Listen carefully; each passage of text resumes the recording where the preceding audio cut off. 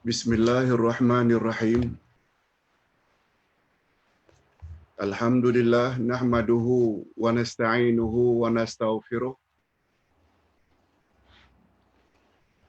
wa na'udzu billahi min shururi anfusina wa min sayyiati a'malina. May yahdihillahu fala mudilla lahu wa may yudlil fala hadiya lahu. Asyhadu an la ilaha illallah wahdahu la syarika lahu wa asyhadu anna Muhammadan abduhu wa rasuluh la nabiyya ba'dah. Allahumma salli wa sallim ala nabiyyina Muhammad wa ala alihi wa sahbihi ajma'in, amma ba'd. Hadirin dan hadirat serta para pemirsa yang saya hormati, Assalamualaikum warahmatullahi wabarakatuh. Alhamdulillah, kita bersyukur kehadirat Allah Azza wa Jalla. Berkat taufiknya kita dapat meneruskan lagi majlis ilmu kita, iaitu tentang akidah Ahlus Sunnah wal Jamaah jilid 2. Sambungan kaedah mempelajari nama-nama Allah. Kaedah mempelajari nama-nama Allah.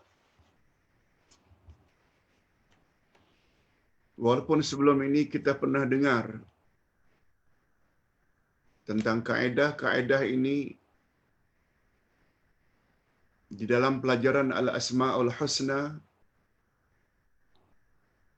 tapi Ustaz suka untuk ulang lagi supaya kita lebih faham. Kalau ditanya apa sebabnya, begini jawabannya. Iman yang paling utama yang kita mesti miliki, iman kepada Allah. Iman pada Allah modal utama untuk melayakkan kita masuk ke dalam syurga. Orang yang tidak beriman pada Allah namanya kafir.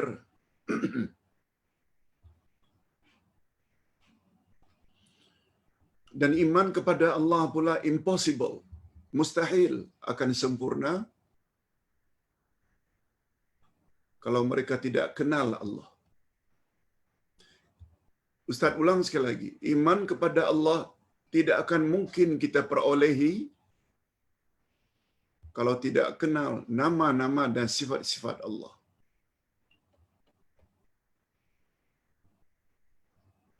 Macam mana cara mengenal nama-nama dan sifat-sifat Allah?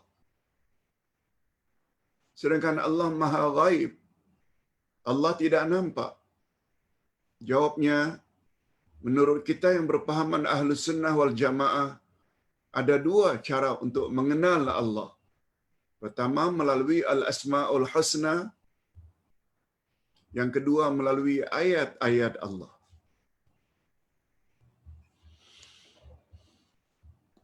Jangan dikira mempelajari nama dan sifat Allah ini perkara ringan. Itu adalah anggapan yang sangat salah. Nah, macam mana pula kita ingin mengenal Allah melalui nama dan sifat-sifatnya? Senang saja.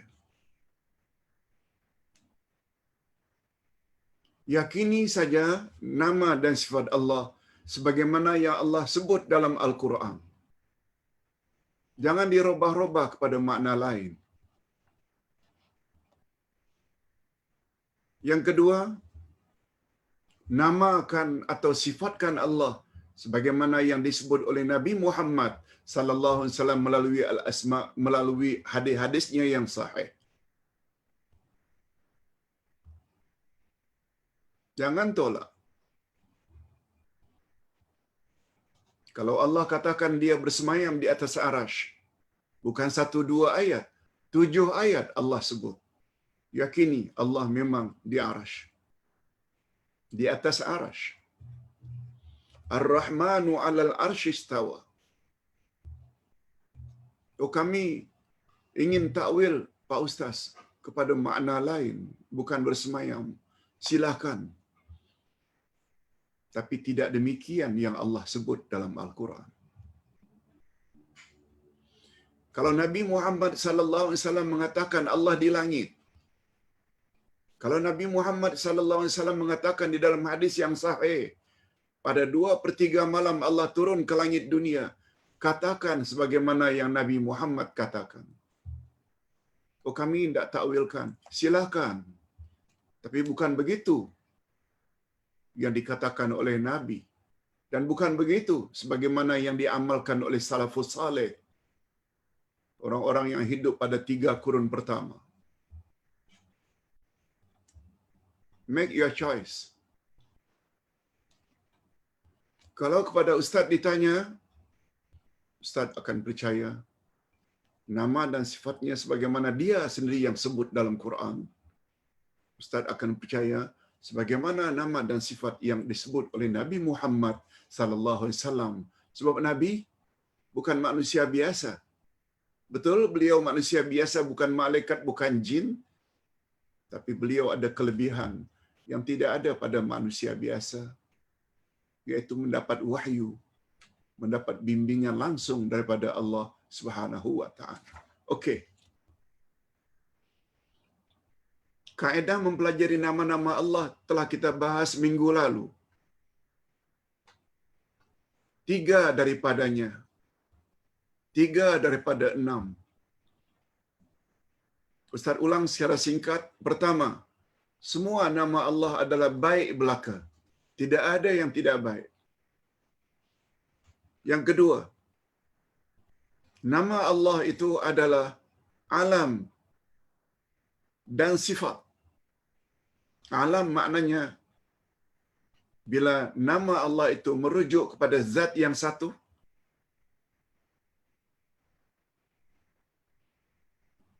umpamanya perkataan ahad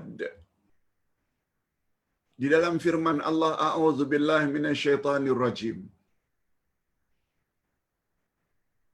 Bismillahirrahmanirrahim. Qul huwallahu ahad. Allahu samad. Kalau ahad itu merujuk kepada zat yang satu, yakni Allah, dia dinamakan alam. Kalau as-samad itu adalah nama bagi Allah, itu namanya alam. Bila nama-nama itu merujuk kepada zat yang satu. Tetapi bila merujuk kepada makna yang berbeza, dia dipanggil sifat. Jadi Allah itu ahad, Allah itu esa, dan Allah itu sumber segala nikmat. Allah itu samad. Yes, kita dah bahas dengan panjang lebar pada minggu lalu. Yang ketiga, semua nama Allah adalah tauqifiyah. Tauqifiyah maknanya terhenti, sebagaimana yang Allah sendiri sifatkan dirinya, atau sebagaimana yang disifatkan atau dinamakan oleh Nabi Muhammad sallallahu alaihi wasallam. Dengan kata lain, nama-nama Allah referensinya, rujukannya 2 saja. Al-Quran dan sunnah Nabi. Tak boleh gunakan akal untuk memberi nama bagi Allah dengan nama-nama tertentu. Walaupun menurut akal kita, oh bagus tu nama itu untuk Allah. No. Itu makna tauqifiyah.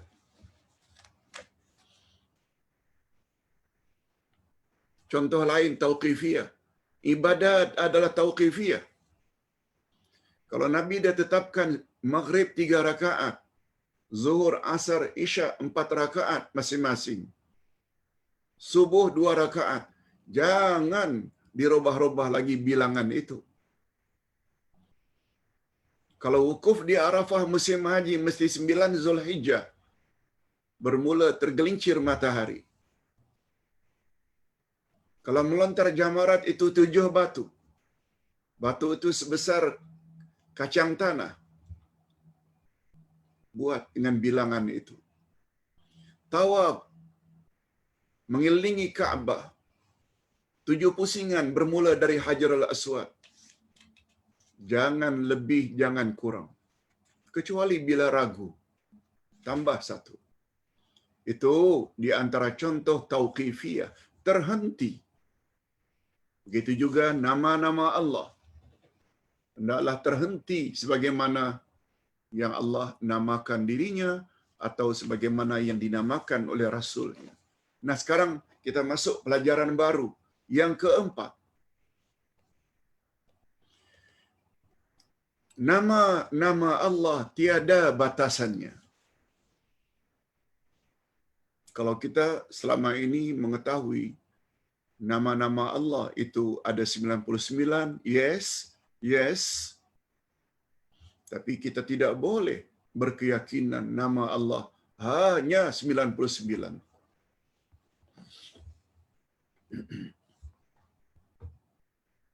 Kita baca.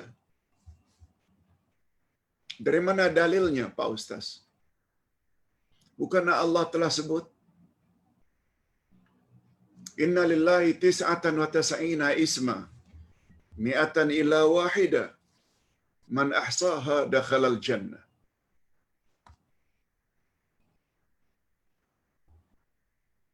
Allah memiliki 99 nama.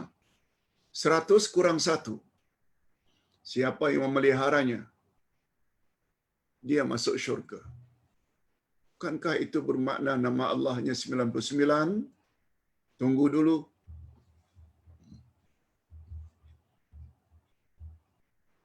Tidak cukup kita mengetahui satu hadis tolak hadis yang lain. Adakah hadis yang lain, Ustaz, yang menunjukkan bahawa Allah memiliki nama-namanya lebih dari 99? Ini dia.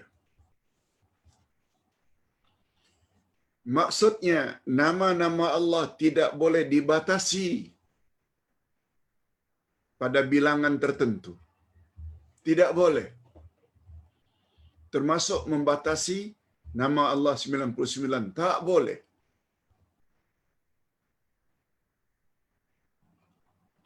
Ini berdasarkan hadis Nabi SAW yang masyhur.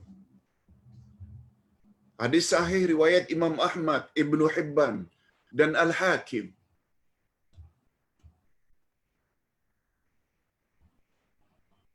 Apa kata Nabi? Dalam doanya, ketika baginda minta supaya Allah Subhanahu wa taala jauhkan beliau dari rasa gundah, sedih, rongsing, Nabi baca doa ini. Sebahagian daripadanya ini. Hadisnya panjang. Ustaz ada sebut di dalam buku, kalau tak salah dalam buku ini, atau buku 2, secara lengkap, di bawah tajuk doa memohon perlindungan daripada Allah Azza wa Jalla. Di antaranya ini bunyinya. As'aluka bi kulli ismin huwa laka sammaita bihi nafsak au anzaltahu fi kitabik au 'allamtahu ahadan min khalqik au ista'tharta bihi fi 'ilmil ghaibi 'indak. Artinya, aku mohon kepadamu dengan semua nama-nama yang engkau namakan dengannya akan dirimu. Maksudnya aku bertawassul kepadamu dengan nama-namamu yang engkau namakan dirimu. Atau nama-namamu yang telah engkau turunkan di dalam kitabmu, yaitu nama-nama Allah yang Allah sebut dalam Al-Quran.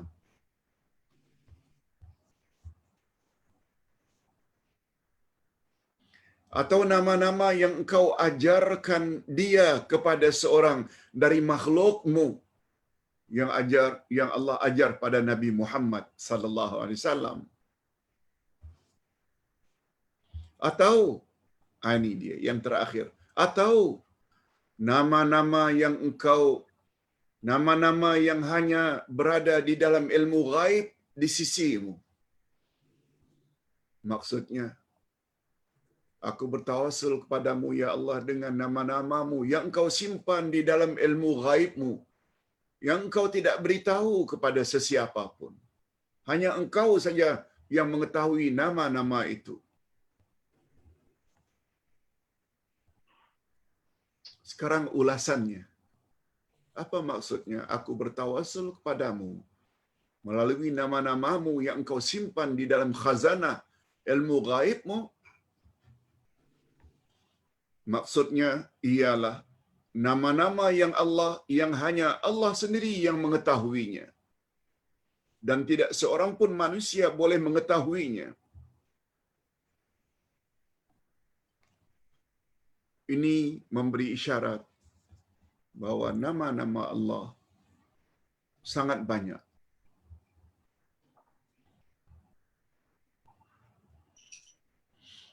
Yang Allah tidak beritahu kepada umat manusia, kepada hamba-Nya. Adapun sabda Nabi sallallahu alaihi wasallam di dalam hadisnya, hadis sahih riwayat Imam Bukhari, sebagaimana yang Ustaz bacakan tadi, inna lillahi tis'atan wa tas'ina isma mi'atan illa wahida man ahsaha dakhalal jannah. Sesungguhnya Allah mempunyai 99 nama, yakni 100 kurang 1. Barang siapa menghafalnya, niscaya dia masuk syurga. Tak bercanggahkah Ustaz hadis pertama dengan hadis kedua? Ini penjelasannya. Itu sebabnya pencerahan sangat mustahak. Penjelasan sangat mustahak.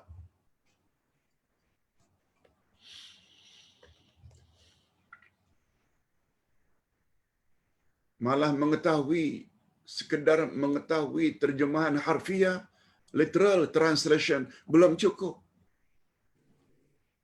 Kita mesti mengetahui syarahnya, penjelasannya. Ini penjelasannya. Sebelum hadis di atas, sebenarnya hadis di atas tidak membatasi bilangan nama Allah. Hanya 99 nama saja.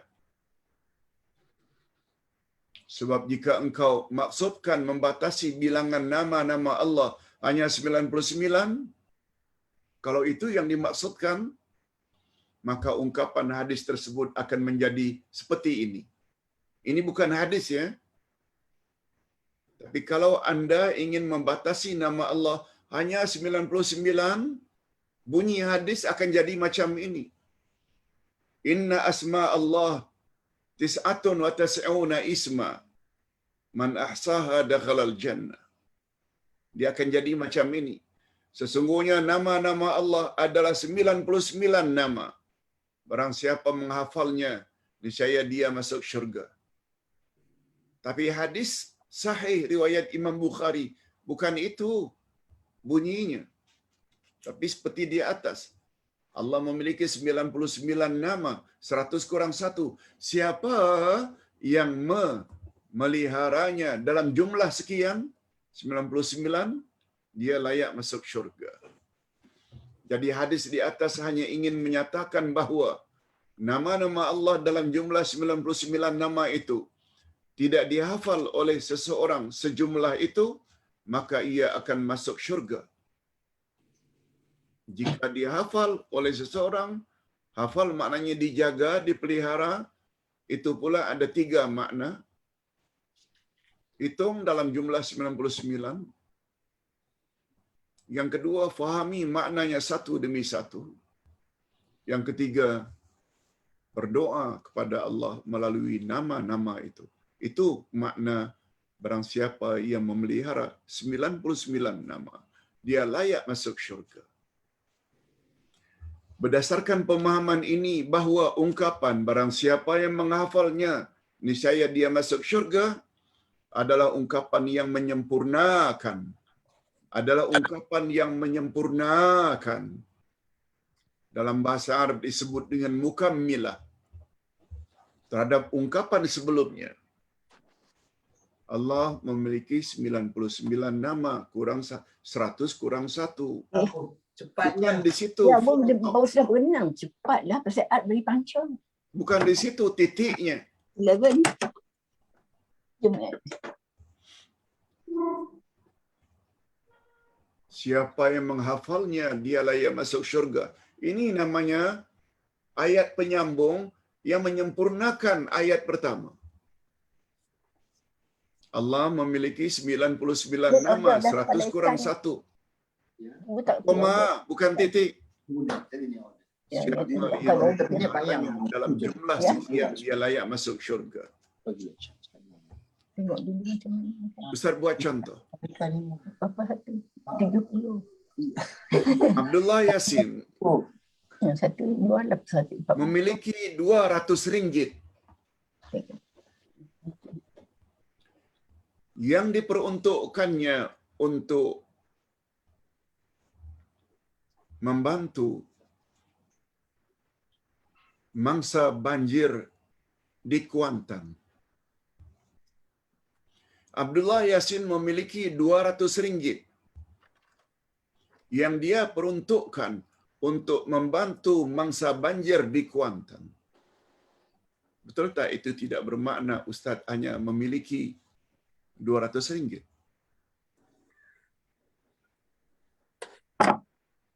Tapi 200 ringgit itu dia peruntukkan untuk membantu mangsa banjir di Kuantan. Itu tidak memberi makna Ustaz hanya memiliki 200 ringgit. Barangkali Ustaz ada lagi duit lain di rumah, ada lagi duit yang disimpan. Macam itu lebih kurang. Sampai. Ya. Okay. Thank you very much. Come. I'm waiting for you. Kita teruskan. Tapi Cik Azri boleh cakap. Bukan ungkapan ini berdiri sendiri atau mustaqillah. Dia mukammilah, penyempurna. Bukan mustaqillah, bukan ayat yang berasingan. Ni ucapan nak buang cakap ni. Dan sebagai perbandingan, perhatikanlah contoh ungkapan berikut ini. Indi mi'atu dirhamin You a'dadtuha lisadaqah. Indi mi'atu dirham. Aku mempunyai 100 dirham yang aku peruntukkan untuk sedekah. Aku memiliki 100 ringgit untuk aku bantu pelajar-pelajar tahfiz Masjid Fatimah Az-Zahra di Batam untuk berbuka puasa. Aku memiliki 100 ringgit untuk aku bantu kelancaran dana dakwah ustaz dan timnya. Bukan bermakna anda memiliki hanya 100 ringgit. 100 ringgit itu diperuntukkan untuk tujuan itu. Ustaz kira kita sudah mula faham. Ungkapan seperti ini tidak bermakna saya hanya memiliki 100 dirham saja. Atau dengan kata lain, ungkapan ini tidak menghalang saya untuk memiliki lebih dari 100 dirham yang tidak saya peruntukkan untuk disedekahkan.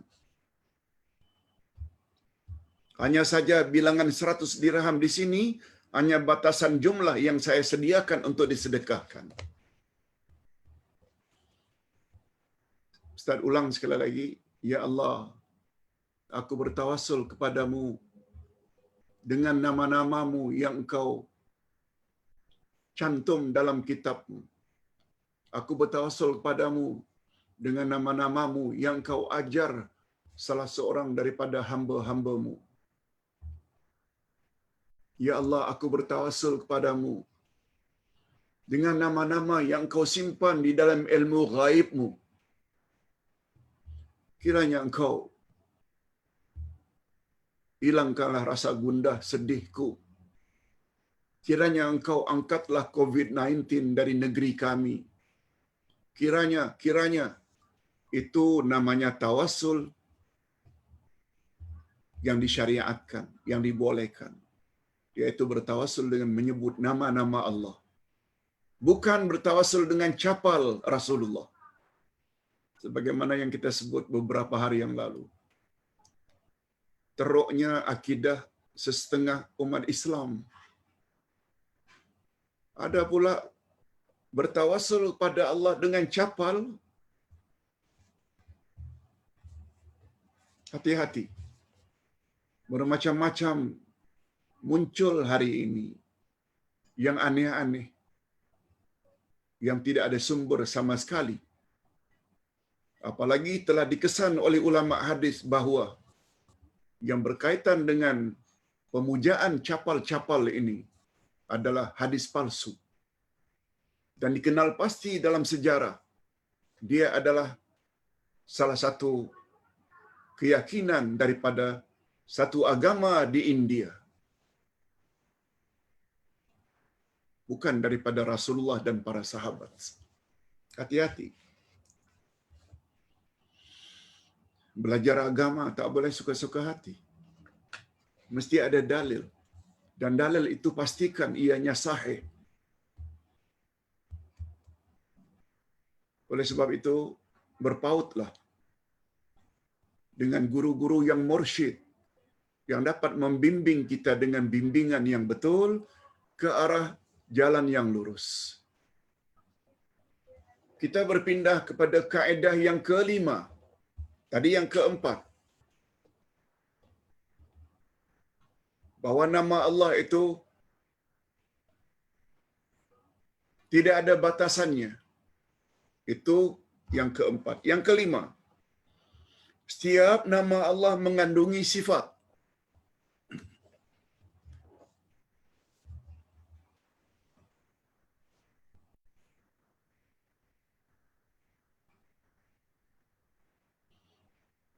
Tak salah kepada Allah Subhanahu wa taala.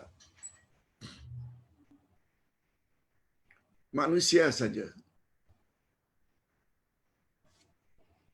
Dia dinamakan Muhammad. Muhammad maknanya terpuji. Orang yang menamakan dirinya Muhammad mesti jadi orang yang terpuji.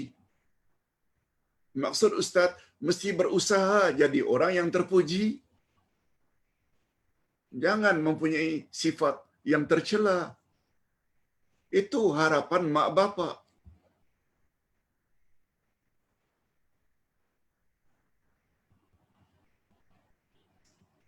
Seorang anak dinamakan dengan Faiz, maknanya orang yang berjaya. Itu harapan daripada mak bapak memberi nama anaknya Faiz, Fauzan. Semuanya membawa makna kejayaan.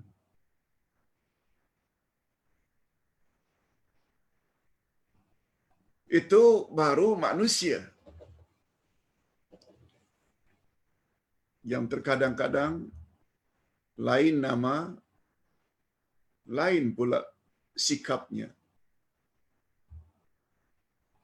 Itu sebabnya Nabi Muhammad sallallahu alaihi wasallam pernah menyebut nama yang terbaik adalah Abdullah, agar dia menjadi hamba Allah.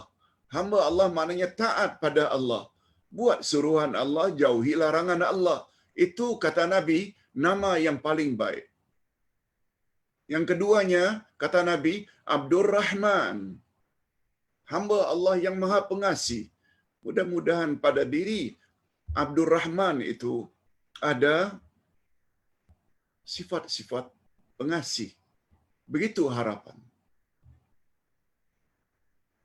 Walaupun kadang-kadang harapan itu tidak tercapai.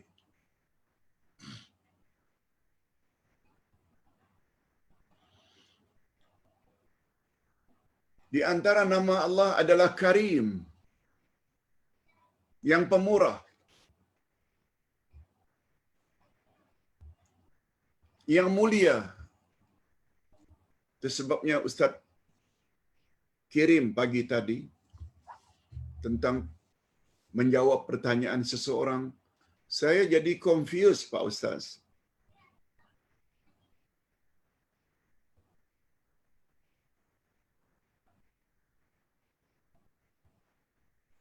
Ada orang yang beri ucapan kepada saya, Ramadan Karim. Ada pula orang yang memberi ucap selamat menjelang Ramadan ini, Ramadan Al-Mubarak atau Ramadan Mubarak. Yang mana satu yang benar, Pak Ustaz? Yang benar itu adalah Ramadan Mubarak. Ramadan yang diberkati oleh Allah. Mubarak maknanya diberkati. Dari kata al-barakah. Al-barakah maknanya nikmat yang banyak. Kelebihan yang banyak. Bukan Ramadan Karim. Karim maknanya yang pemurah,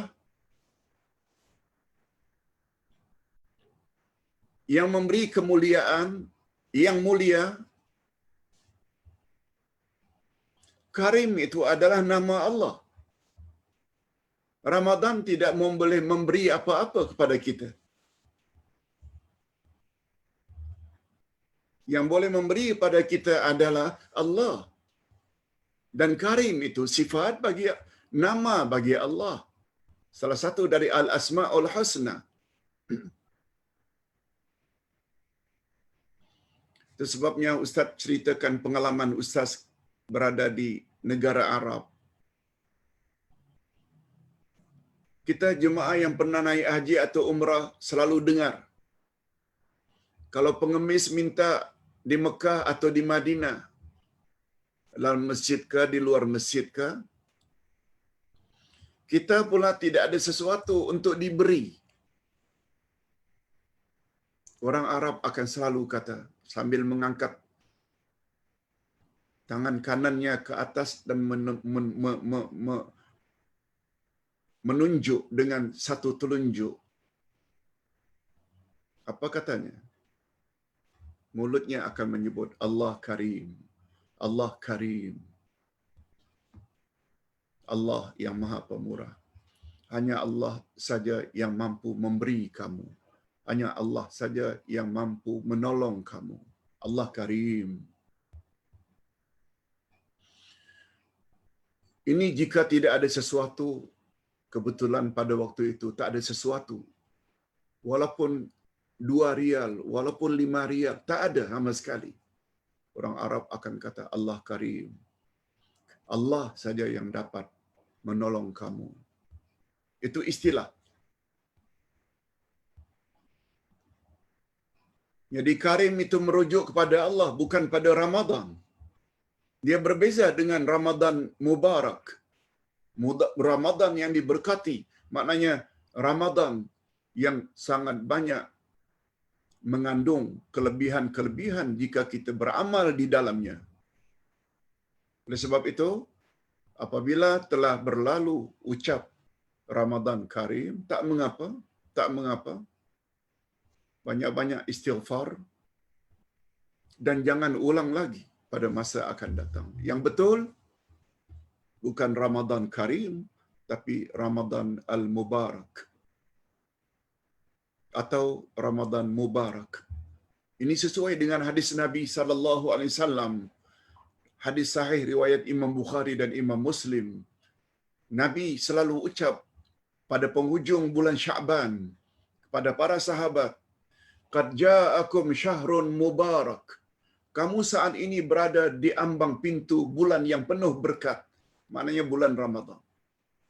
Mubarak, syahrun mubarak. Sila baca tulisan Ustaz yang Ustaz kirim pagi tadi. Okey, kita berbalik kepada persoalan. Setiap nama Allah pasti terdapat di dalamnya sifat Allah. Sebab kita berkeyakinan bila Allah memiliki satu-satu nama, mestilah di dalam nama itu tersirat sifat bagi Allah. Nama Allah Al-Hayyu, sifat yang ada di dalamnya hayat. Al-Hayyu Maha Hidup. Nama Allah Maha Hidup terdapat di dalamnya sifat hidup. Hidup itu hayat.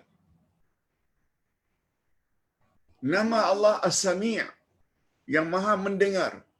Sifat yang ada di dalam As-Sami', sama, mendengar. Nama Allah antara lain Al-Basir yang Maha Melihat.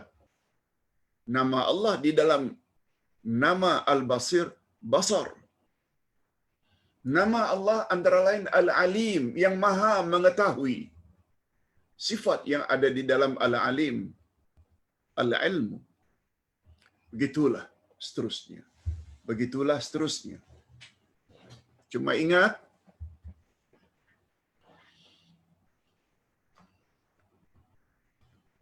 kita apabila ingin memanggil Allah, panggillah dengan menyebut nama-namanya. Ya Hayyu, Ya Sami, Ya Basir, Ya Alim. Jangan panggil Allah dengan menyebut sifatnya. Ya Hayat, Ya Sama', Ya Basar, Ya Ilmu. No. Sebab itu bercanggah dengan ayat 180 dari surat Al-A'raf.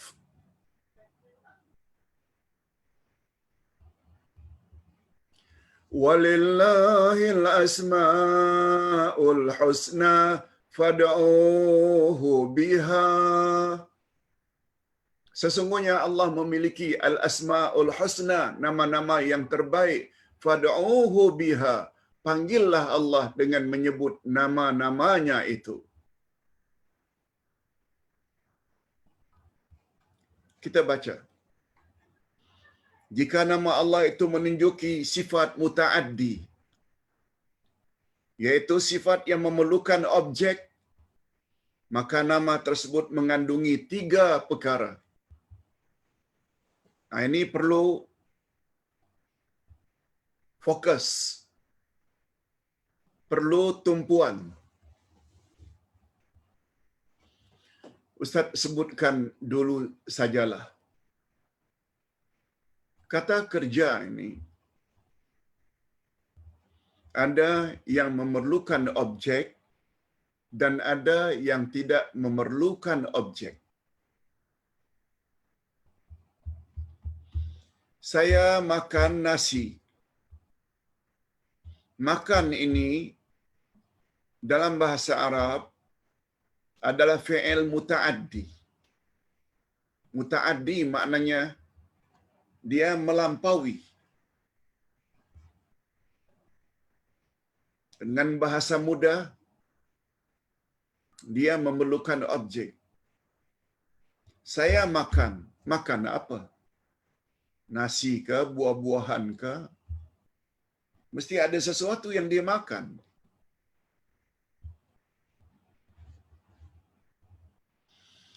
Ada pula kata kerja yang ghairu muta'addi, yang tidak melampau, dengan maksud tidak memiliki objek.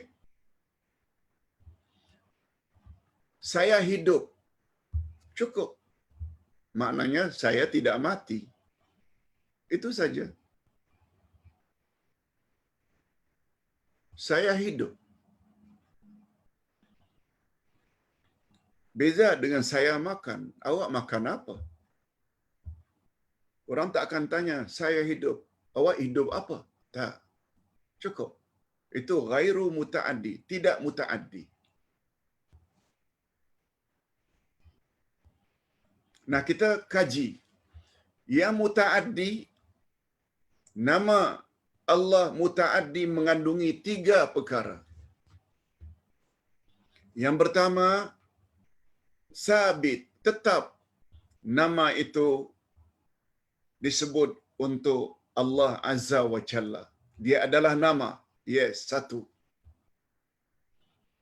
Yang kedua, sabit atau tetap pula lah sifat yang terkandung di dalam nama tersebut.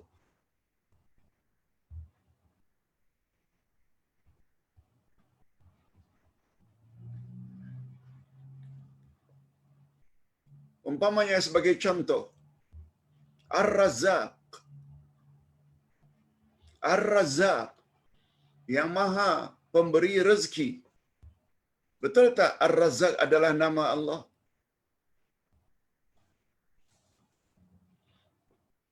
Sifat yang ada di dalam Ar-Razzaq, Ar-Rizqu, rezeki.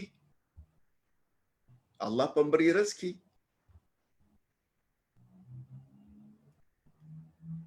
Yang ketiga, sabit pula hukum dan tuntutan yang terkandung di dalamnya. Apa dia hukum yang terkandung di dalamnya?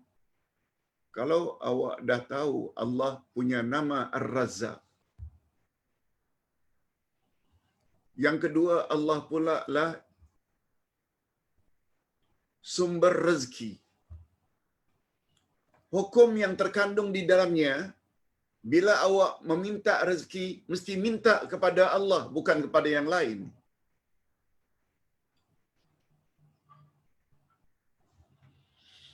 Ustaz buat contoh. Nama Allah Al-Alim, Allah Maha Mengetahui. Al-Alim itu nama atau sifat?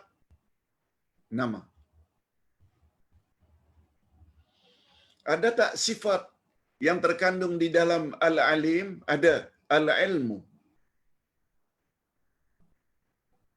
Apa hukum yang terkandung di dalam nama Allah Al-Alim?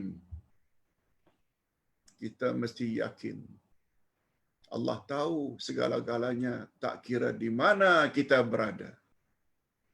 Kita berada di Kuala Lumpur, kita berada di Batam, kita berada di Jakarta, kita berada di Palembang.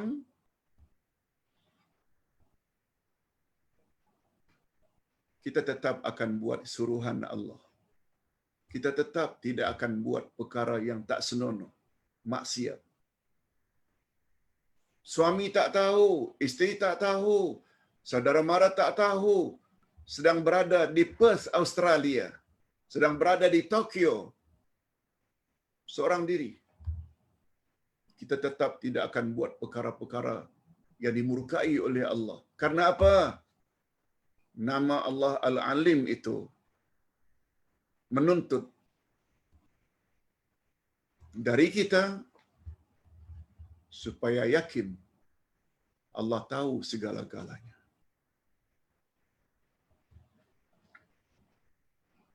Jangankan yang zahir, apa yang ada dalam hati pun Allah tahu. Itu maknanya hukum yang terkandung di dalam nama Allah Al-Alim.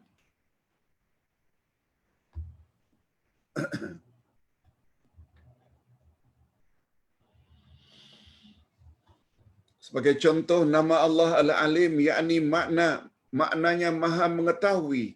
Di dalam nama tersebut ada sifat Al-Ilmu, yakni mengetahui, dan juga terkandung di dalam namanya hukum Allah. Apa dia hukum Allah di dalam nama Allah Al-Alim? Oleh itu para cendekiawan Islam berpendapat gugur hukum hudud ke atas orang yang bertobat.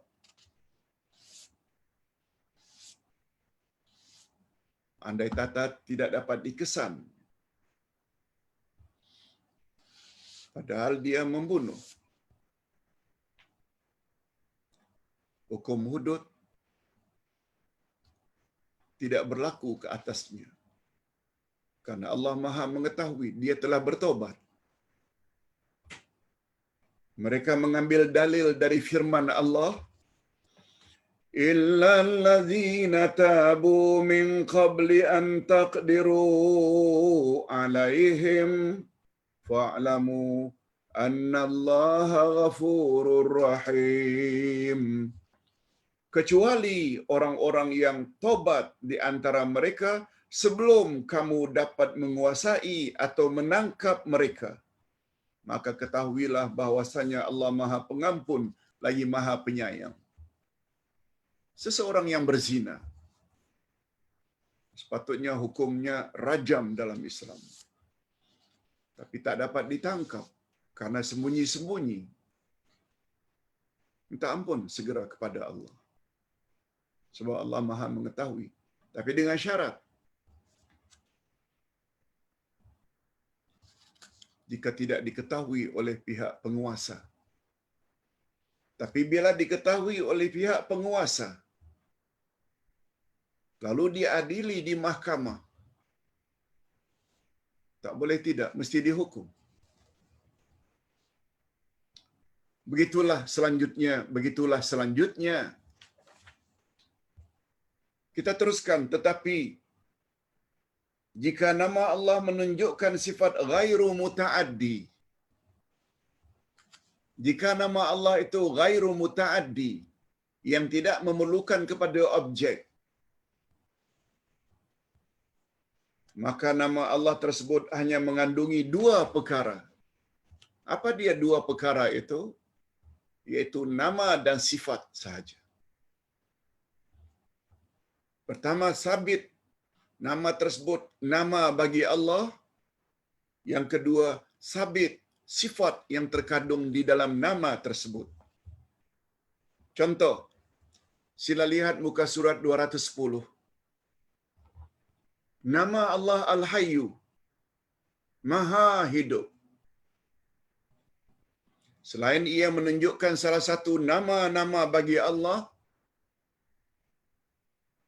yaitu Allah Maha Hidup, ia juga di dalamnya terkandung sifat Allah Al-Hayatu, yaitu Allah itu hidup. Itu saja. Mudah-mudahan boleh difahami. Yang keenam, yang terakhir.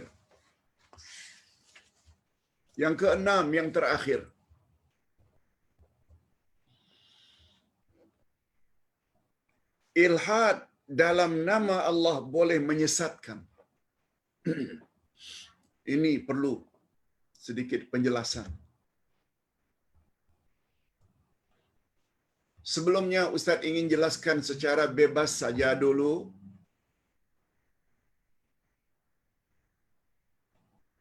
Ilhad diambil dari kata lahad.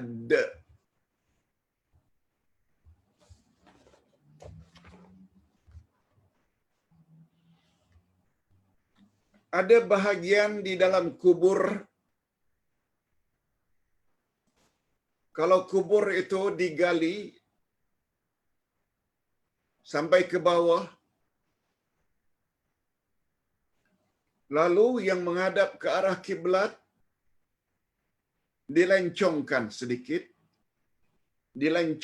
sedikit bahagian bawah menghadap ke arah kiblat untuk dibaringkan jenazah di dalamnya.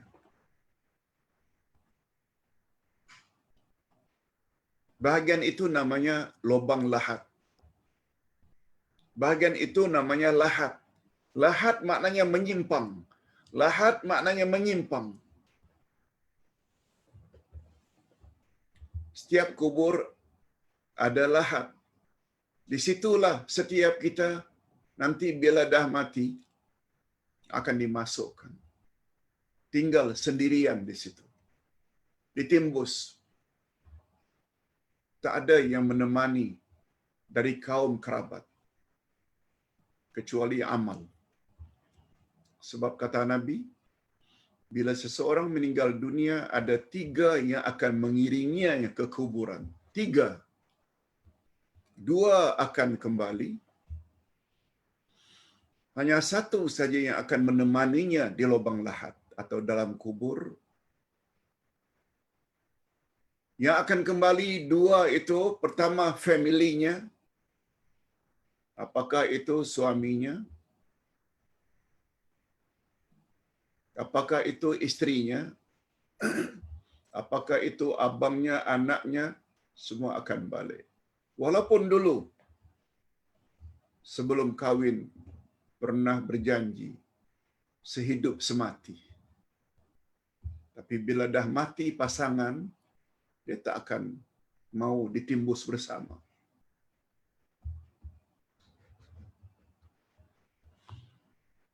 Walaupun dibawa ke kuburan itu menggunakan kereta mewah miliknya, kalau digunakan dengan harta yang dia miliki, juga akan balik, tidak akan ditimbus bersama. Hanya satu saja yang akan bersama kita di lubang lahat.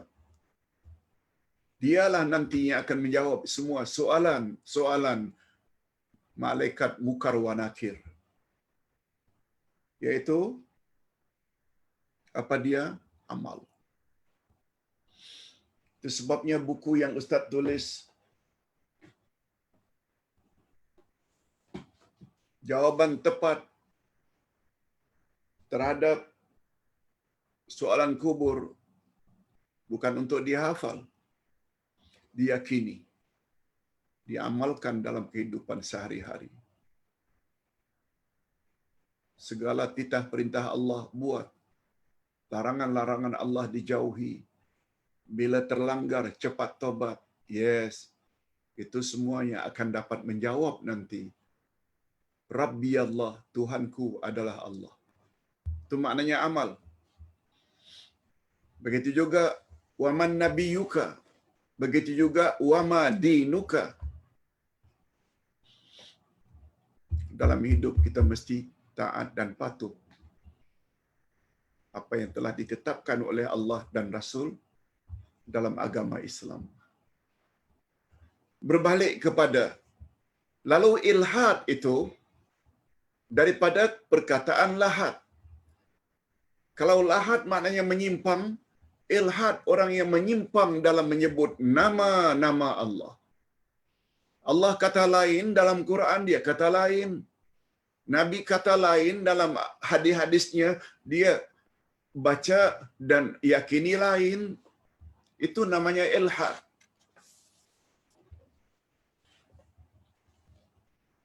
Ayat Al-Quran yang menyebut tentang perkara ini adalah ayat 180 dari surat Al-A'raf.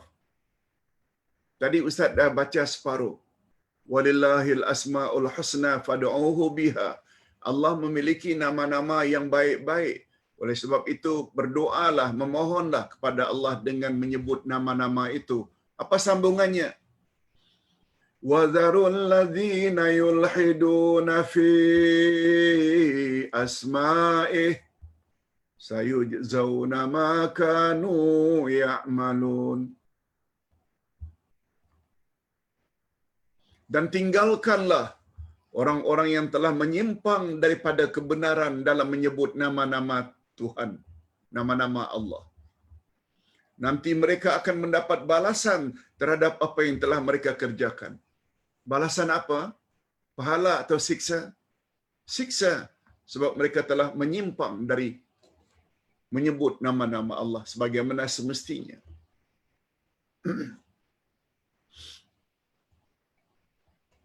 Allah kata, وَذَرُوا الَّذِينَ يُلْحِدُونَ فِي أَسْمَائِهِ.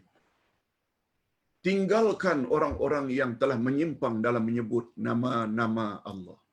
Menyimpang maknanya Allah kata lain, dia kata lain. Rasul kata lain, dia kata lain. Allah kata, bukan dekati, tapi jauhi, tinggalkan.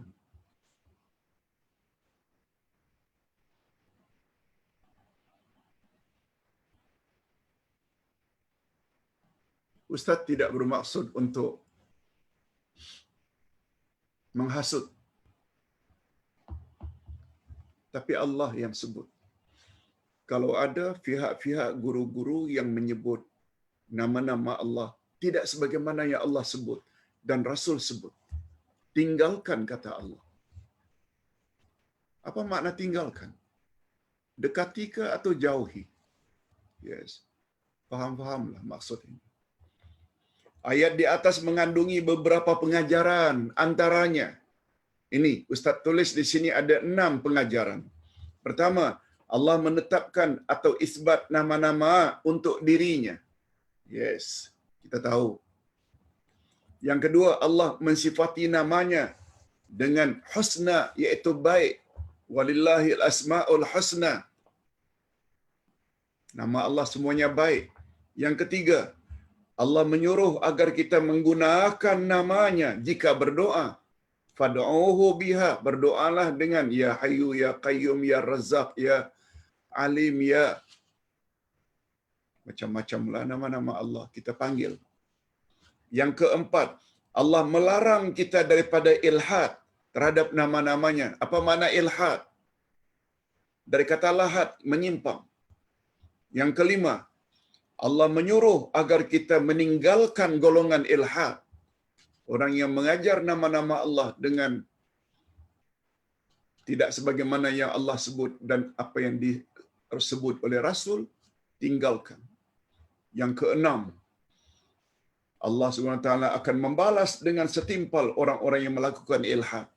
Balasannya macam mana? Syurga atau neraka? Neraka.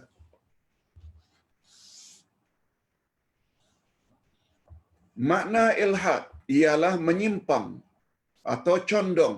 Itu makna asalnya, condong, menyimpang. Dari perkataan inilah muncul istilah lahat dalam kuburan. Karena lahat ialah bahagian lubang kuburan yang condong ke arah kiblat. Jadi ilhad terhadap nama-nama Allah maknanya menyimpang daripada apa yang ditunjukkan oleh nama-nama Allah tersebut. Apakah dengan cara tahrif, iaitu menukar atau mengganti nama-nama Allah, atau dengan cara takwil, menukar makna zahir yang hakiki kepada makna yang lain yang tidak terkandung di dalamnya dan tidak pula seperti yang dimaksudkan oleh Allah. Allah cakap lain, dia cakap lain. Hal ini sebagaimana yang dilakukan oleh golongan Jahmiyah dan Mu'tazilah atau golongan yang sama dengan mereka. Nah, bahagian akhir, ilhad terhadap nama-nama Allah ada beberapa jenis. Nah, Ustaz tulis di sini ada 4 jenis ilhad yang sangat dilarang. Pertama sekali, mengingkari sesuatu dari nama-nama Allah atau mengingkari apa yang dikandung oleh nama-nama Allah seperti sifatnya atau hukumnya. Tadi kita dah sebut muta'addi dan ghairu muta'addi.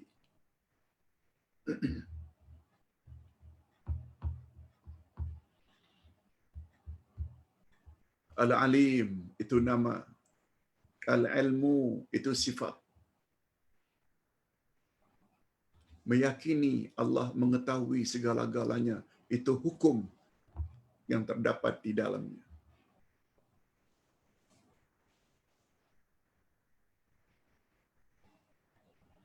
Jadi yang dimaksudkan dengan ilhad dalam hal ini ialah sikapnya mengingkari semua nama Allah. Bagaimana golongan Mu'tazilah. Golongan Mu'tazilah, mereka tidak percaya Allah itu ada sifat. Sebab mereka mendakwa Allah melihat dengan zatnya. Kata mereka, bila Allah ada zat dan pada masa yang sama ada sifat, bermakna Allah itu berbilang-bilang. Begitu cara Mu'tazilah meyakini sehingga mereka tolak Allah tidak ada sifat. Atau sebahagian daripadanya, jangankan semua, menolak sebahagian daripada nama-nama Allah. Sifat-sifat Allah juga tidak boleh. Atau mengingkari sifat atau hukum yang terkandung di dalamnya. Dalam nama Allah yang semestinya dia isbatkan. Lihat contoh di dalam pembahasan kaedah kelima di atas. Ustaz buat contoh. Allah punya nama As-Sami', Maha mendengar. Sifat yang ada dalam Sami', apa dia? Sama', mendengar. Apa hukum yang terdapat di dalam nama Allah As-Sami'? Kita meyakini bila kita bercakap perkara yang tak elok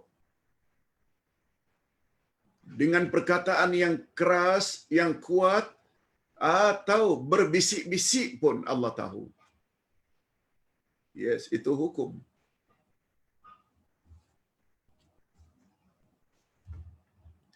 Lihat tu berapa cantiknya bila seseorang itu memahami sifat Allah dengan cara macam ini. Tak usah jauh-jauh lah, jangankan 99. 5 saja. Allah itu hidup. Allah itu basir. Allah itu sami'. Allah itu alim. 4-5 nama Allah itu bila difahami dengan pemahaman seperti itu, Ustaz tak tahu. Jadi manusia baik macam mana kita ini? Sebab di manapun kita berada, kita tahu, Allah lihat, Allah dengar. Sehingga kita senantiasa baik saja. Dan andai kata kita terlanjur buat maksiat, segera tobat. Sebab Allah Maha Pemaaf. Semuanya ada kaitan dengan nama dan sifat Allah. Yang kedua, menambah nama-nama bagi Allah yang Allah sendiri tidak pernah menamakan dirinya dengan nama tersebut, seperti Nasrani menambah Tuhan Bapa. Padahal nama-nama Allah adalah tauqifiyah. Terhenti. Lihat kaedah nomor 3. Sebab itu, orang Nasrani kata itu Tuhan Bapa. Semua nama-nama itu tak pernah ada di dalam Al-Quran atau sunnah Nabi. Yang ketiga, menyamakan nama-nama Allah dengan nama-nama makhluk. Mereka mendakwa bahawa persamaan pada nama Allah, Al-Asma', menuntut persamaan pada yang dinamakan. Nama Allah, Al-Asma', itu nama-nama menuntut persamaan daripada yang dinamakan, musammayat. Ini lagi-lagi kelaka. Contoh, Allah mendengar, Allah melihat, berkata-kata. Manusia juga mendengar, melihat, berkata-kata. Padahal sebenarnya nama Allah itu boleh sama dengan makhluk dalam lafaz, tetapi berbeza dalam makna, sebab makna sifat mendengar, melihat dan berkata-kata di sisi Allah sesuai dengan keagungannya dan sangat berbeza dengan mendengar, melihat dan berkata-kata di sisi Allah. Tapi golongan itu kata, kalau seseorang diberi nama itu, dia menuntut kepada musammayat. Oleh sebab itu, kalau Allah itu hidup, Al-Hayyu, kita juga hidup. Hidup kita dengan hidup Allah sama betul. Kalau Nabi menyebut Allah turun ke langit dunia pada sepertiga akhir malam, lalu kita juga turun. Turunnya kita dengan turunnya Allah exactly sama betul. Ini juga termasuk ke dalam ilhad. Tetapi apabila kita mengatakan nama Allah, sifat Allah dengan sifat kita boleh, tapi terbatas kepada lafaz saja. Allahu hayyun wal ustazu hayyun, boleh? Tapi kita dah setkan dalam minda, hidup di sisi Allah tidak sama dengan hidup di sisi ustaz. Ustaz hidup sebelumnya tiada. Ustaz hidup tak lama lagi akan tiada, mati. Hidup Allah tidak bermula dengan tiada. Hidupnya Allah senantiasa tidak akan berakhir dengan kematian. Yes, itu yang betul. Yang terakhir, yang keempat, menggunakan istiqaq atau pecahan nama-nama Allah untuk digunakan kepada nama-nama berhala. Seperti umpamanya nama Lata diambil daripada nama Allah atau Ilah. Uzza diambil daripada Al-Aziz. Nama Munat dari Al-Mannan. Itu juga termasuk ke dalam ilhad. Hadirin dan hadirat, Ustaz tidak buat suka-suka hati kaedah ini, tapi Ustaz ambil dari rujukan sila Al-Qawaidul Musla fi sifatillahi al-asma'ul husna oleh Muhammad Saleh Al-Utsaimin, kibar atau ulama besar di negara Arab Saudi, Allah yarham. Nah, Ustaz pernah berguru pada beliau.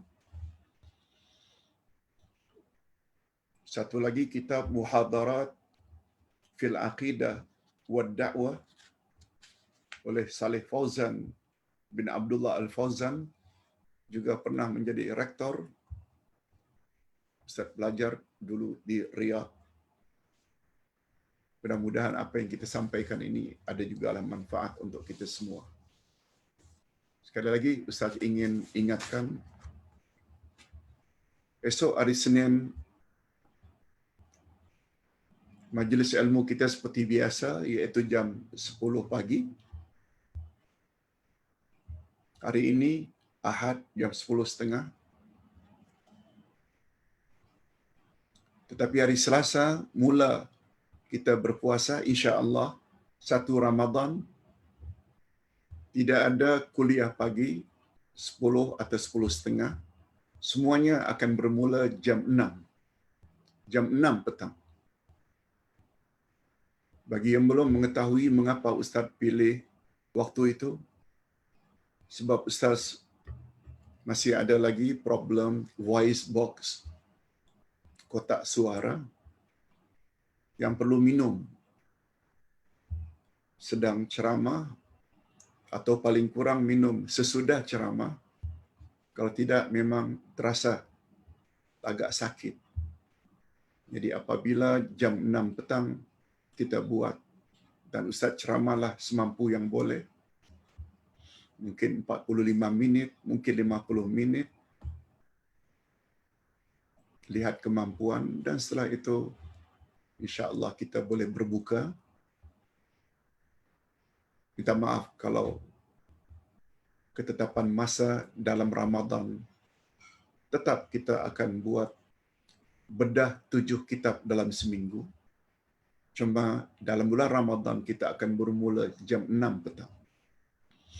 Oleh sebab itu, kalau ada yang berminat untuk mendengar ceramah Ustaz sebelah petang, kita kena buatlah persiapan mungkin lebih awal untuk berbuka keluarga. Jangan pula jam 6 baru nak masak. Mudah-mudahan semua kita mendapat keredaan Allah Azza wa Jalla. Alhamdulillah Rabbil Alamin. Wassalatu wassalamu ala asyrafil anbiya'i wal mursalin wa ala alihi wa sahbihi ajma'in. Ya Allah, ya Tuhan kami, hari ini tamatlah pelajaran kami tentang kaedah nama-nama Engkau, ya Allah.